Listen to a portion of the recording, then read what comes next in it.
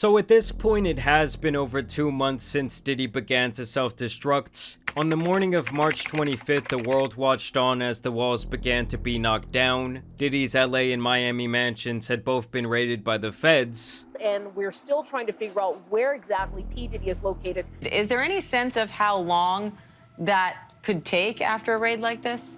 It could take weeks, it could take months. And the reason why is because they gathered so much evidence. Supposedly they gathered so many videos and laptops and also electronic devices, and they have to now conduct a forensic investigation of those items. Videos of Diddy pacing back and forth went public, and it was even rumored that he was hiding out overseas. Since then, things have definitely quieted down on the Diddy front. He had apparently returned back home, people had even seen him out in public, and like many other instances over the last 3 decades, it looked like he was once again going to be getting off the hook. After all, this is an extremely rich and powerful man who people have alleged was doing dirty, disgusting things in the background for quite some time, and he was still a staple in the entertainment and business sector of our world. I like when you like this, Daddy. Yeah, where you put my bag? Daddy, I like when you right scrambling here, and scraping for shit. No, I like that. You know, I'll be Why won't you party with me for your birthday, man?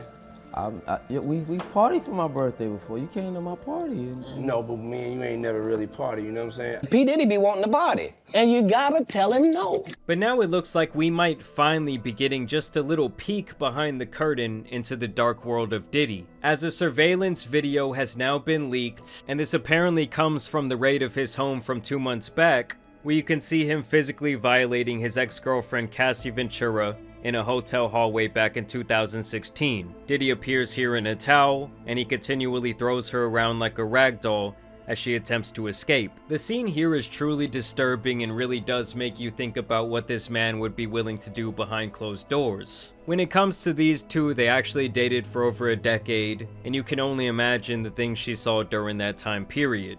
After this all came out, he would actually release a garbage apology video. It's so difficult to reflect on the darkest times in your life. Sometimes you gotta do that. I was f***ed up.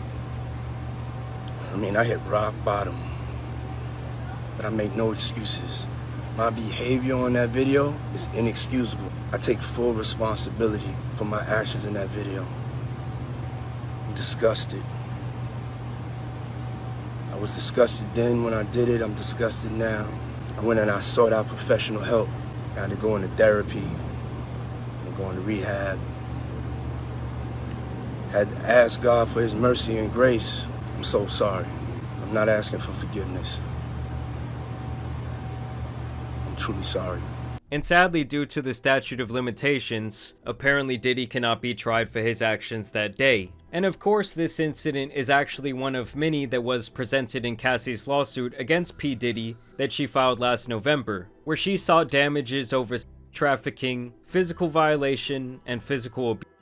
And this suit would actually be settled out of court only 1 day after it was filed. And while she was seeking $30 million, there is no official number on where they would eventually settle. Of the many things Cassie would accuse Diddy of, the list would include violated Miss Ventura in her own home after she tried to leave him, often punched, beat, kicked, and stomped on Miss Ventura, resulting in bruises, burst lips, black eyes, and bleeding. Blew up a man's car after he learned that he was romantically interested in Miss Ventura, and that was allegedly Kid Cudi whose car he blew up. Forced Miss Ventura to engage in sex with male workers while dating and filming the encounters. Ran out of his apartment with a firearm in pursuit of a rivalry industry executive whom he learns was nearby. This was allegedly Suge Knight. Demanded that Miss Ventura to carry his firearm in her purse just to make her uncomfortable and demonstrate how dangerous he is, and introduced Miss Ventura to a lifestyle of excessive alcohol and substance abuse, and required her to procure illicit prescriptions to satisfy his own addictions. These two actually met back in 2005 when Cassie was only 19 years old. Apparently she got on his radar when he heard her first single playing in the club,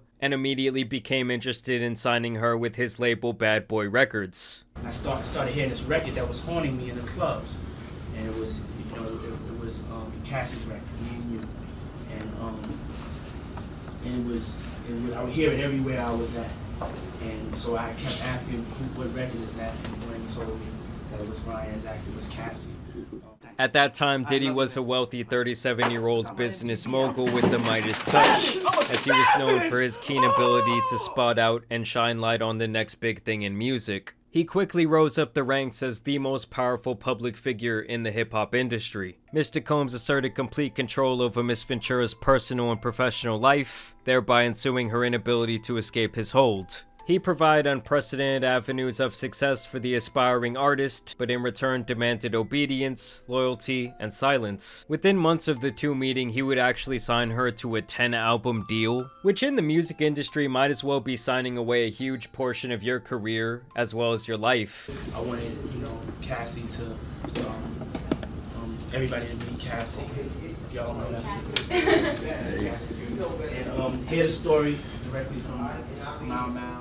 Her debut album would be an immense success, climbing all the way up to the number 4 spot on the Billboard charts. From here, she would be thrust into the spotlight of fame and everything that comes with it, a fast life of luxury that previously she could only dream of. Mr. Combs' recognition and glorification of Miss Ventura's naivety proved to set the groundwork for his manipulative and coercive romantic and sexual relationship with Miss Ventura, a woman nearly 2 decades his junior. Within a year of signing to Bad Boy Records, Mr. Combs became deeply entrenched in Miss Ventura's life, almost immediately asserting possession and control over her, and inserting himself into all aspects of her career and personal life. And when Cassie first found out that Diddy was interested in her romantically, allegedly she was grossed out by the idea, due to his father-like relationship he had developed with her at the time, and of course the very large gap in their age. It would apparently take 2 years, but eventually Diddy would get his way and become intimate with Cassie. She would officially enter his inner circle, and soon Diddy would have his fingers on every aspect of her life. All aspects of Miss Ventura's life were controlled by Mr. Combs or his management companies. Every event Miss Ventura attended, from the travel to the makeup and clothing, was paid for directly by Mr. Combs and his affiliated companies. Just shooting this Cassie video. See if we can find Cassie.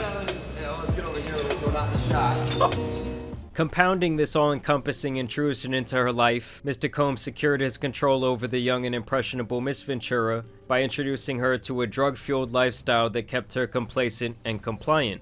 Mr. Combs first introduced Miss Ventura to opiates around 2008, and would often have pills and other drugs out in the open like candy. Upon information and belief, Mr. Combs has been addicted to prescription painkillers and took ecstasy frequently. In this way, Mr. Combs exerted ownership over Miss Ventura. As another example of the ways in which he manipulated her, early on in their relationship he asked her what she called her grandfather, and when Miss Ventura said that she referred to her grandfather as Pop Pop, Mr. Combs perversely insisted that she referred to him with that nickname. Now that is the move of a true weirdo. Over the next decade, multiple times each year, Mr. Combs would violently beat Miss Ventura, leaving bruises on her body. After every instance in which he beat her, Mr. Combs used his money and power to orchestrate extensive efforts to hide the evidence of his abuse, including hiding Miss Ventura in hotels for days at a time to let her bruises heal. This is something that apparently happened time and time again, as the lawsuit does list multiple instances of Diddy putting his hands on Cassie, and even details the network of people involved in covering these incidents up. She was allegedly kept away from family, and was apparently even told to lie when questioned about these rumors of abuse. She found herself becoming numb to the abuse she was experiencing, and became entirely beholden to Mr. Combs' demands. She began to blindly follow his instructions, out of fear of again being on the receiving end of a vicious beating. By Mr. Combs' own admission, his relationship with Miss Ventura was like Bobby and Whitney, a clear acknowledgement of the unequal power dynamic and excessive domestic violence that permeated their relationship. Her volatile and partner, who also owned her label and therefore held her future success in his hands, had fully exerted control over every aspect of her life. So do you believe in love at first sight? I do. Was it love at first sight with your boyfriend? It was a long time ago. What makes you guys work? Well, I think what makes any relationship work, if it is working, is, just not talking about it too much and just keeping it close to your heart. Furthermore, within months of the inception of their relationship, Cassie claims that Diddy was already shelling her out to other men for his own pleasure. While in New York City, Mr. Combs told Miss Ventura that he wanted to engage in a fantasy of his own called voyeurism. Mr. Combs said it would turn him on if he saw Miss Ventura with another. Basically, she's alleging that Diddy was in the corner watching. Mr. Combs began to call his arrangement a freak-off, or FO. He would repeatedly tell Miss Ventura at random moments that he wanted an FO, and Miss Ventura was eventually expected to facilitate the location and the hiring of the male workers. At certain points during Mr. Combs and Miss Ventura's relationship, he would insist on FO weekly. Mr. Combs would repeatedly tell Miss Ventura that this practice was our thing and our secret.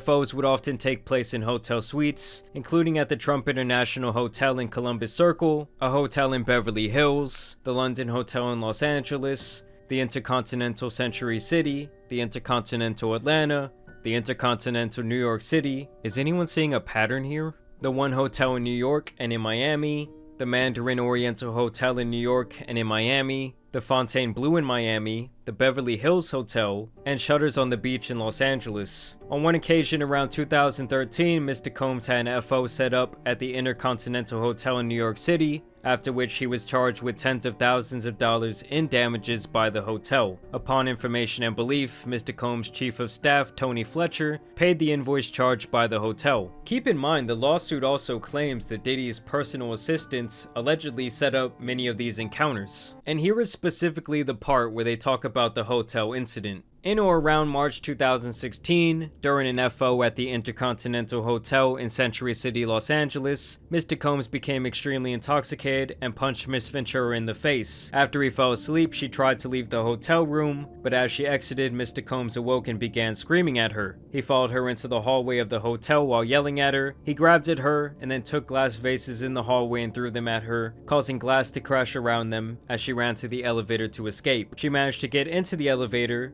and when she got to the lobby, quickly took a cab to her apartment. Upon realizing that her running away would cause Mr. Combs to be even angrier with her, and completely stuck in his vicious cycle of abuse, Miss Ventura returned to the hotel with the intention of apologizing for running away from her.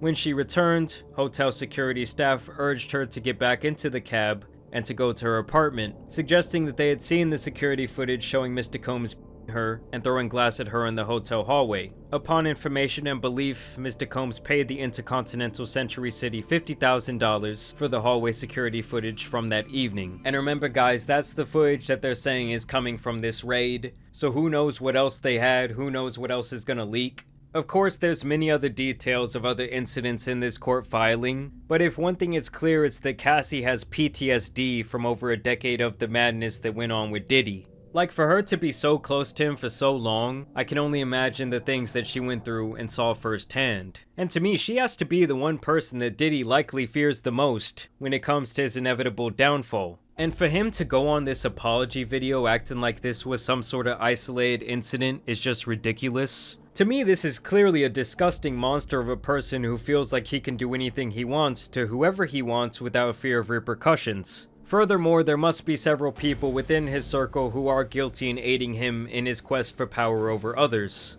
Of course, there are tens to hundreds of other rumors about this man that I plan to break down as more comes to light. I'm talking about the Kardashians potentially being involved. I'm talking about him inviting DaBaby up to his room during the peak of his career that might have sparked those statements that he made on that Rolling Loud stage. I was at a party at Diddy's crib. Diddy had put everybody else out the crib, like the influx of people he had put him out. But he had took a liking to me in particular around the time, man. It was really, you know what I mean, like putting his arm around me. Right. Either way, I will continue to keep you guys updated on the Diddy situation, so y'all make sure you subscribe. Of course, I also want to thank you guys for watching today's video, but as you guys know, it's been your boy the Tan Superman, and some other viral news out here needs to be covered, so I'm out. Peace!